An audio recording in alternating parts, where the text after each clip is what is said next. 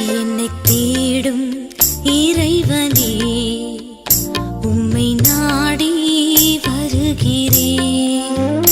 என்னை தேடும் இறைவனே, உம்மை நாடி வருகிறேன்.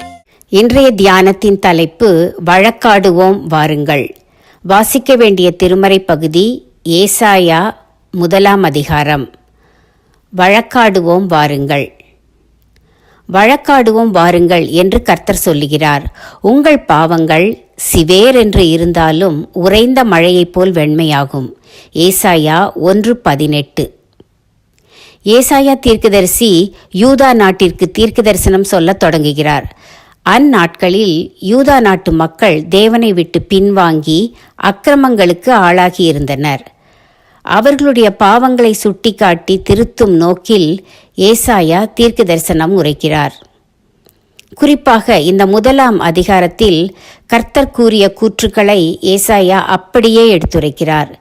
தன் ஜனம் அறிவில்லாமலும் உணர்வில்லாமலும் இருக்கிறதே என்று தேவன் வேதனைப்படுவதை சொன்ன தீர்க்கதரிசி தேவன் தன் மக்களை குற்றம் சாட்டுவதை மிக அழுத்தமாய் கூறுகிறார். உங்கள் பலிகளின் திரள் எனக்கு என்னத்துக்கு? இனி வீண் காணிக்கைகளை கொண்டு வர வேண்டாம். உங்கள் மாத பிறப்புகளையும் உங்கள் பண்டிகைகளையும் என் ஆத்துமா வெறுக்கிறது. நீங்கள் மிகுதியாய் ஜெபம் பண்ணினாலும் கேளேன் என்று தேவன் மக்களை கண்டித்தாலும் உடனே வழக்காடுவோம் வாருங்கள். உங்கள் பாவங்கள் சிவேரென்று இருந்தாலும் உறைந்த மழையைப் போல் வெண்மையாகும் என்று தான் அவர்களை மன்னிக்க தயாராயிருப்பதை கூறுகிறார். மக்கள் செய்ய வேண்டியது என்ன என்று மிக தெளிவாய் கூறுகிறார். வசனங்கள் 16 முதல் 19 வரை. அவர்கள் கீழ்ப்படிந்தால் தேசத்தின் நன்மையை புசிப்பார்கள் என்று வாக்களிக்கிறார்.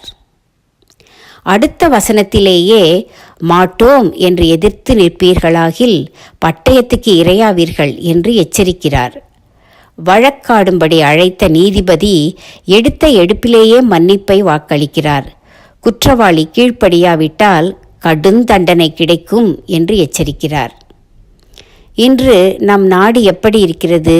ஆட்சி எப்படி இருக்கிறது? நாட்டின் வீழ்ச்சிக்கு நம் பாவங்கள் காரணமாய் இருக்கும் அல்லவா? நாமும் மனம் திரும்பி நன்மை செய்ய படித்தால், நியாயத்தை தேடினால் தேவாதி தேவன் நம் தேசத்தின் நன்மையை நாம் புசிக்கும்படி செய்வாரல்லவா? தேசத்தின் நன்மையை புசிக்க தேவாதி தேவனின் ஆசி தேவை. தேசத்தின் நன்மையை புசிக்க தேவாதி தேவனின் ஆசி தேவை. தீர்மானம்: தொடர்ந்து நாட்டுக்காகவும் நல்லாட்சிக்காகவும் ஜெபிப்பேன்.